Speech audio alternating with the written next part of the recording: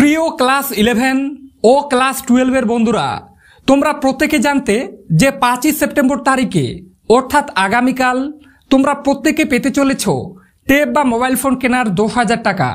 হ্যাঁ বন্ধুরা, কিন্তু ইতিমধ্যে তোমাদের জন্য একটা অনেক বড় দুঃসংবাদ উঠে আসছে।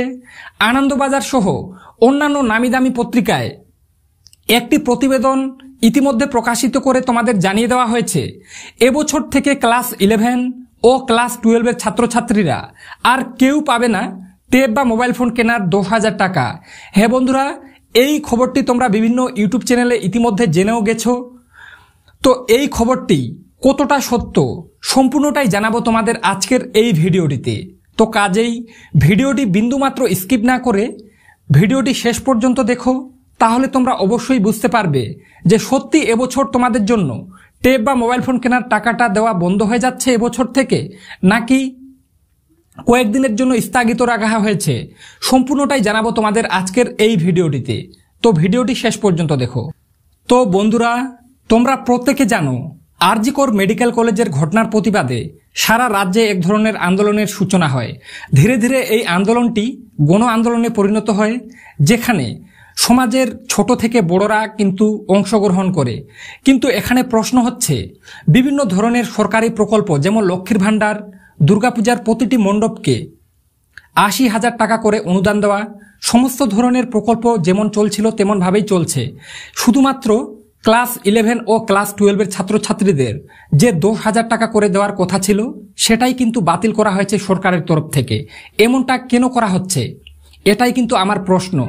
যেখানে ছাত্রছাত্রীরা অধীর আগ্রহ নিয়ে বসেছিল যে 5 সেপ্টেম্বর তারিখে তারা প্রত্যেকে ট্যাব বা মোবাইল ফোন কেনার 10,000 টাকা পাবে। আরও অন্যান্য প্রকল্পগুলি বাতিল হলেও আমার মনে হয় এই প্রকল্পটি সরকারের চালু রাখা উচিত ছিল। আর যদি বন্ধ করারই কথা হয় তাহলে তাদের আগে থেকেই জানিয়ে দিতে হচ্ছিল, তাহলে ছাত্রছাত্রীরা এতটা অধীর আগ্রহে বসে থাকতো না। তো বন্ধুরা, তোমাদের কি মনে হয় ক্লাস 11 ও ক্লাস 12 এর ছাত্রছাত্রীদের সত্যি কি এই ট্যাব বা মোবাইল ফোন কেনার 10,000 টাকা দেওয়া বাতিল করা উচিত? সেটা অবশ্যই আমাকে কমেন্ট সেকশনে কমেন্ট করে জানাতে ভুলবে না। তোমাদের এটাও জানিয়ে রাখি, যখন 2021 সালে সরকার ঘোষণা করেছিল যে প্রত্যেক ছাত্রছাত্রীরা ট্যাব বা মোবাইল ফোন কেনার 10,000 টাকা পাবে, সেখানে তিনি স্পষ্টভাবে এটাও জানিয়ে দিয়েছিলেন যে তিনি যতদিন ক্ষমতায় থাকবেন প্রত্যেক বছর ছাত্রছাত্রীরা ট্যাব বা মোবাইল ফোন কেনার টাকা পাবে। তাহলে এই সিদ্ধান্তটি এখন কেন বাতিল? কেনই বা তোমাদের জানিয়ে দেওয়া হলো যে তোমরা এবছর থেকে কেউ আর টাকা পাবে না? তো বন্ধুরা, এই ঘটনার আমি তীব্র প্রতিবাদ করছি। আমার মনে হচ্ছে বারবার, আমি সকাল থেকে এটাই ভাবছি যে অন্যান্য প্রকল্পগুলি বাদ হলেও এটা কিন্তু চালু রাখা উচিত ছিল রাজ্য সরকারের। তো এই নিয়ে তোমাদের মূল্যবান বক্তব্য অবশ্যই তোমরা কমেন্ট সেকশনে জানাতে ভুলবে না। কিন্তু বন্ধুরা, এটাও জানিয়ে রাখি, অনেক চ্যানেল তোমাদের কিন্তু ইতিমধ্যে জানাচ্ছে যে এবছর থেকে কিন্তু ট্যাব বা মোবাইল ফোন কেনার টাকা একদমই দেওয়া হবে না। কিন্তু এটা কিন্তু এখনো স্পষ্টভাবে জানিয়ে দেওয়া হয়নি বন্ধুরা।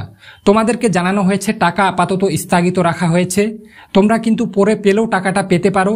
কিন্তু আর কতদিন, এটাই হচ্ছে প্রশ্ন। তোমরা অনেক দিন ধরে অপেক্ষা করছো, আর কতদিন? তাই আমরা যদি ট্যাব বা মোবাইল ফোন সংক্রান্ত আরও অন্যান্য গুরুত্বপূর্ণ আপডেটগুলি পাই, সবার আগে তোমাকে জানিয়ে দেব। তার জন্য তোমরা অবশ্যই এই রিয়াজ টিউটোরিয়াল চ্যানেলটি সাবস্ক্রাইব করে পাশে থাকা বেল আইকনটি প্রেস করে রাখতে একদম ভুলো না। তো বন্ধুরা, আজকের ভিডিওটি এ পর্যন্তই। দেখা হবে নেক্সট কোনো ভিডিওতে।